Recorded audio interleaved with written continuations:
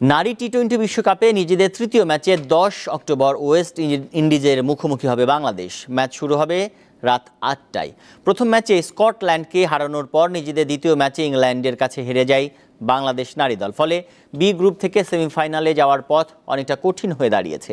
গ্রুপের বাকি দুই ম্যাচে বড় ব্যবধানে জিততে হবে নিগার সুলতানা জ্যোতিদের। ওয়েস্ট ইন্ডিজের পর বাংলাদেশ দলের শেষ ম্যাচ সাউথ আফ্রিকার বিপক্ষে 12 অক্টোবর।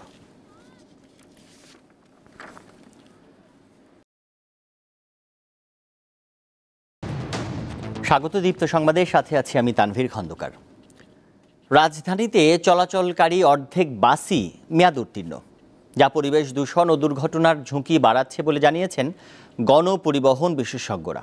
তবে বিআরটিএ বলছে মেয়াদ উত্তীর্ণ যানবাহনের লাইসেন্স, নবায়ন ও রুট পারমিট দেয়া হয় না। তাই এই ধরনের গাড়ি চলাচল বন্ধে আরও কঠোর হচ্ছে সংস্থাটি।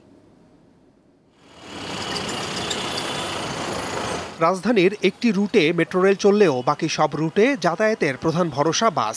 ঢাকার শতকরা ৩৫% মানুষ পাবলিক বাসে যাতায়াত করে থাকেন, কিন্তু এসব বাসের অর্ধেকের বয়স ২০ বছরের বেশি। রবিবার পরিবেশ, বন ও জলবায়ু পরিবর্তন মন্ত্রণালয় রাজধানী থেকে ২০ বছরের বেশি পুরনো বাস, মিনি বাস এবং ২৫ বছরের বেশি পুরনো ট্রাক কাভার্ড ভ্যান প্রত্যাহারের জন্য বাংলাদেশ সড়ক পরিবহন কর্তৃপক্ষকে চিঠি দিয়েছে। বিশ্লেষকদের মতে রাজধানীতে যানজটের একটি কারণ মেয়াদ উত্তীর্ণ গণপরিবহন। একই সাথে দূষণ ও দুর্ঘটনার জন্য দায়ী এসব যান। ঢাকা শহরে প্রায় ৩ থেকে ৪ হাজার বাস কিন্তু এখন চলছে, কিন্তু বড় প্রশ্নটা হচ্ছে যে বাসগুলি চলছে তার একটা বড় অংশ, আমি মনে করি প্রায় ৫০% তাদের কিন্তু অর্থনৈতিক আয়ুষ্কাল যেটা বলা হয় বা ইকোনমিক লাইফ, সেটা কিন্তু শেষ হয়ে গেছে। বিআরটি এবং পুলিশের তাদের বড় রোল আছে। আয়ুষ্কাল শেষ হয়ে যাওয়ার পর এই গাড়িগুলি যদি সড়কে রাখা হয়, এটা যানজটের বড় একটা কারণ হয়ে দাঁড়াবে, দুর্ঘটনার কারণ হয়ে দাঁড়াবে এবং পরিবেশ দূষণের কিন্তু একটা বড় কারণ হয়ে দাঁড়াবে। ফিটনেস ও লাইসেন্সবিহীন যানবাহন ধরতে রাজধানীতে 4টি মোবাইল কোর্ট পরিচালনা করছে বিআরটিএ। 20 বছরের পুরাতন বাস নিবাসের আমরা রুট পারমিট নবায়ন করি না। একইভাবে 25 বছরের পুরাতন মালবাহী গাড়ির ঢাকা শহরে চলাচলের জন্য আমরা কোনো রুট পারমিট নবায়ন করি না।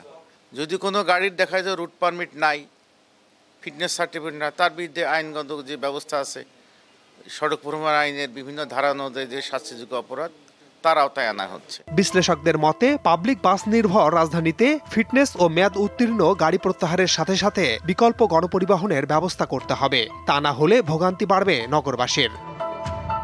মাহমুদ শাওন, দীপ্ত সংবাদ, ঢাকা। সংবিধান সংস্কার কমিশন গঠন করেছে সরকার। সোমবার এই সংক্রান্ত প্রজ্ঞাপন জারি করেছে মন্ত্রিপরিষদ বিভাগ। কমিশনের প্রধান হিসেবে আছেন অধ্যাপক আলী রিয়াজ। 9 সদস্যের এই কমিশন 90 দিনের মধ্যে সংবিধান সংস্কারের সুপারিশের বিষয়ে প্রতিবেদন তৈরি করে সরকারের কাছে হস্তান্তর করবে। এর মধ্য দিয়ে প্রধান উপদেষ্টা ঘোষিত 6টি কমিশন গঠন করে এর আনুষ্ঠানিক যাত্রা শুরু হলো। কমিশনের অন্যান্য সদস্যরা হলেন ঢাকা বিশ্ববিদ্যালয়ের আইন বিভাগের শিক্ষক অধ্যাপক সুমাইয়া খায়ের এবং অধ্যাপক মোহাম্মদ একরামুল হক, সুপ্রিম কোর্টের আইনজীবী doctor Sharif Bhuiyan, barrister Imran Siddiqui, barrister M Moin Alam Firozi, লেখক ফিরোজ আহমেদ, লেখক ও মানবাধিকার কর্মী মোহাম্মদ মুস্তাইন বিল্লাহ এবং শিক্ষার্থী প্রতিনিধি মাহফুজ আলম।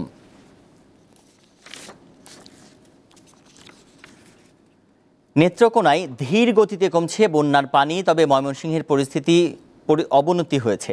দুর্ভোগ পোহাচ্ছেন পানিবন্দী প্রায় 2 লাখ মানুষ। ময়মনসিংহের হালুয়াঘাট, ধোবাউড়া ও ফুলপুর উপজেলার সকাল থেকে থেমে থেমে বৃষ্টি হচ্ছে।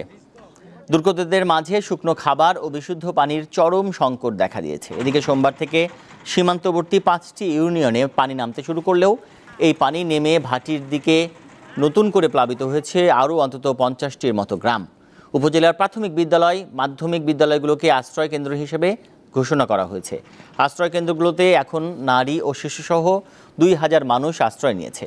3 উপজেলায় 63 মেট্রিক টন চাল ও নগদ 7 লাখ টাকা সহায়তা দেওয়া হয়েছে। পঞ্চগড়ের বোদা উপজেলায় সীমান্ত দিয়ে অবৈধ উপায়ে ভারতে অনুপ্রবেশের চেষ্টাকালে 5 জনকে আটক করেছে বিজিবি। সোমবার রাতে উপজেলার বড়শশী ইউনিয়নের মালকাডাঙ্গা ক্যাম্পের বিজিবি সদস্যরা তাদের আটক করে। এ সময় আটককৃতদের কাছ থেকে নগদ 24,410 টাকা, ভারতীয় 90 রুপি, 5টি স্মার্টফোন ও 4টি চার্জার জব্দ করা হয়। এই ঘটনায় জড়িত মনোয়ার হোসেন নামে একজন পালিয়ে গেছেন বলে জানিয়েছে বিজিবি। আটককৃতদের বিরুদ্ধে বিজিবির পক্ষ থেকে মামলা দায়ের করা হয়েছে।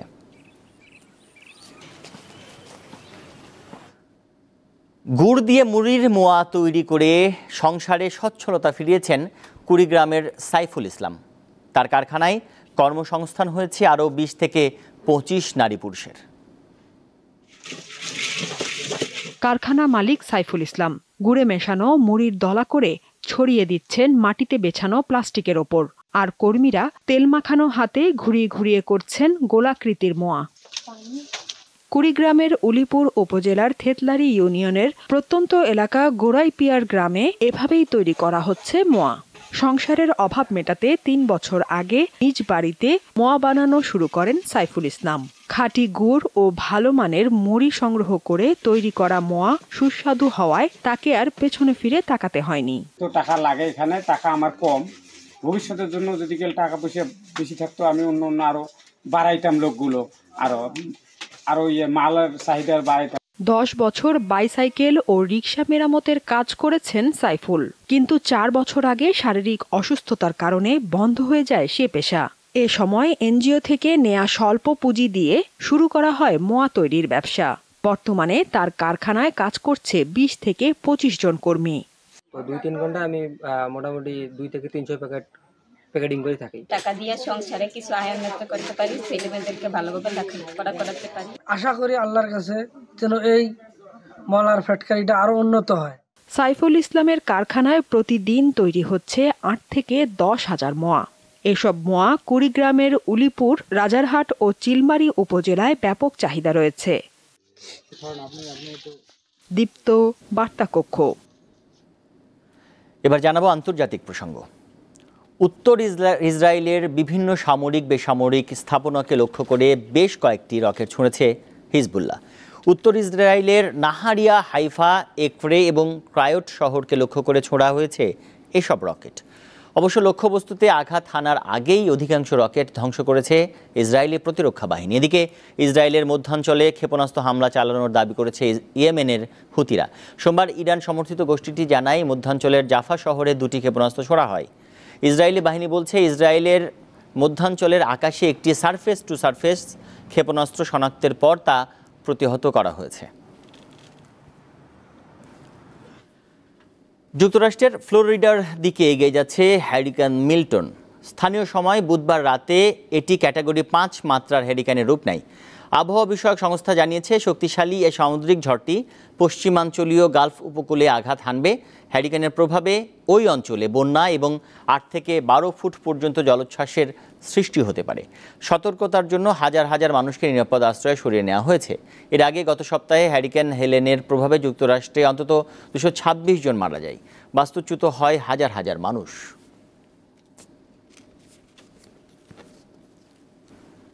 নারী টি-20 বিশ্বকাপে নিজেদের তৃতীয় ম্যাচে 10 অক্টোবর ওয়েস্ট ইন্ডিজের মুখোমুখি হবে বাংলাদেশ। ম্যাচ শুরু হবে রাত 8টায়।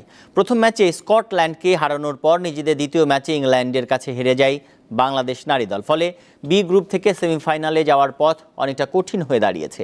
গ্রুপের বাকি 2 ম্যাচে বড় ব্যবধানে জিততে হবে নিগার সুলতানা জ্যোতিদের। ওয়েস্ট ইন্ডিজের পর বাংলাদেশ দলের শেষ ম্যাচ সাউথ আফ্রিকার বিপক্ষে 12 অক্টোবর।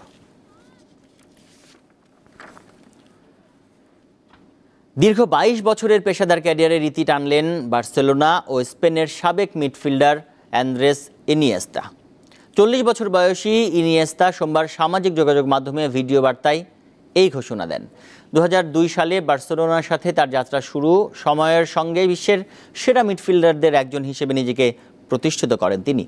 বার্সেলোনার হয়ে ইনিয়েস্তা খেলেন 774 ম্যাচ, 4টি চ্যাম্পিয়ন্স লিগ, 9টি লা লিগা, 6টি কোপা দেল রে সহ 32টি শিরোপা জেতেন তিনি। 2018 সালে যোগ দেন জাপানিজ ক্লাব ভিসেল কোবেতে। 2023 সালে জেতেন জেওয়ান লিগ শিরোপা। এরপর এমিরেটসে তিনি খেললেন 1 মৌসুম।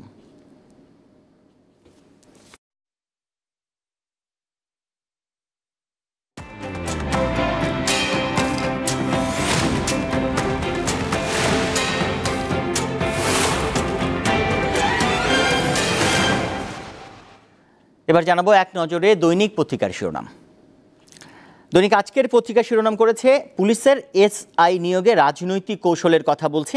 শিরোনাম করে এই সংবাদটি তারা প্রকাশ করেছে, বলছে নিয়োগে যত অনিয়ম বিধি অনুযায়ী 2 বছরের প্রশিক্ষণের নিয়ম আছে। 2012 সাল থেকে প্রশিক্ষণ 1 বছর করা হয়। ভাইভার আগেই গোপন পুলিশ ভেরিফিকেশন। 12 বছরে নিয়োগ হয়েছে প্রায় 10,000। নিয়োগে প্রাধান্য পেত প্রার্থীর রাজনৈতিক মতাদর্শ। গোপালগঞ্জের কোটা ছিল 0.81%, নিয়োগ হয় 3.88%। তালিকা চূড়ান্ত করতেন সাবেক স্বরাষ্ট্রমন্ত্রী ও পুলিশের সিন্ডিকেট। এই খবরটি কিন্তু তারা গুরুত্ব দিয়ে ছেপেছে এবং বলছে, আজকের পত্রিকা আরেকটি সংবাদ করেছে, হত্যার ভয় দেখিয়ে জমি লিখে নেন মেয়র রেজাউল। চট্টগ্রামের সাবেক এই মেয়রের দুর্নীতির কথা তুলে ধরে এই আজকের পত্রিকা আজকে শিরোনাম করেছে। দৈনিক সমকাল বলছে রাজধানীর সড়ক বেহাল, চলাচলে নাজেহাল, খানাখন্দে চলার দায়, সামান্য বৃষ্টিতে জলাবদ্ধতা, ঠিকাদার পাওয়া না গেলে হবে রিটেন্ডার। প্রধান নির্বাহী ডিএনসিসির এই মন্তব্যকে তারা কোট করে বলছে পরিদর্শন করে কাজ শুরুর নির্দেশনা দেওয়া হয়েছে। একই সাথে স্বপ্ন দেখানো কল্পলোকে যেন কেনা দুর্ভোগ। চট্টগ্রামের একটি সংবাদকে তারা দৈনিক সমকাল শিরোনাম করেছে। দৈনিক প্রথম আলো শিরোনাম করেছে সংস্কারের জন্য সবাই ঐক্যবদ্ধ হন, এই সুযোগ আর আসবে না। বিশেষ সাক্ষাৎকারে ডক্টর মোহাম্মদ ইউনূসের সাক্ষাৎকারে বক্তব্য তুলে ধরে এই সংবাদটি করেছে দৈনিক প্রথম আলো। দৈনিক যুগান্তর বলছে যে প্রত্যাশা পূরণে আশাবাদী রাজনৈতিক নেতাদের অভিমত। আপনারা দেখছেন এখানে 5 জন রাজনৈতিক নেতার বক্তব্য নিয়ে এই প্রতিবেদনটি করা হয়েছে এবং শীর্ষ 50 প্রভাবশালীর মুসলিমের তালিকায় ডক্টর মোহাম্মদ ইউনূস, এই সংবাদটিকেও তারা গুরুত্ব দিয়ে ছেপেছে। একই সাথে সাবেক মুখ্য সচিব ও এনবিআর এর চেয়ারম্যান নজিবুরের বহুমুখী জালিয়াতি এবং ক্ষমতার অপব্যবহার, এই সংবাদটিকে তারা করেছে এবং 3 দিনের যে রিমান্ডে নেওয়া হয়েছে তাকে গ্রেপ্তারের পর, এই বিষয়টি কিন্তু দৈনিক যুগান্তর তাদের শিরোনাম করেছে। দৈনিক ইত্তেফাক তারা বলছে যে মনোযোগ বেশি সংস্কারে, দ্রব্যমূল্য ও আইন শৃঙ্খলা নিয়ে এখনও অস্বস্তি। ডক্টর ইউনূস সরকারের 2 মাস উপলক্ষে তারা এই বিশেষ প্রতিবেদনটি করেছে। বলছে নির্বাচনী রোডম্যাপ ও সংস্কার প্রশ্নে মত পার্থক্য রয়েছে। মব জাস্টিসের ঘটনায় বিব্রত, দাবি আদায়ের আন্দোলনের কাজে বিঘ্ন। প্রধান উপদেষ্টার সফল যুক্তরাষ্ট্র সফর ছিল 2 মাসের ঐতিহাসিক অর্জন। সারা দেশে প্রকল্প সংশ্লিষ্ট গাড়ির হিসাব নেওয়া হবে। একনেকে 24,000 কোটি টাকার 11 প্রকল্প অনুমোদন দেওয়া হয়েছে।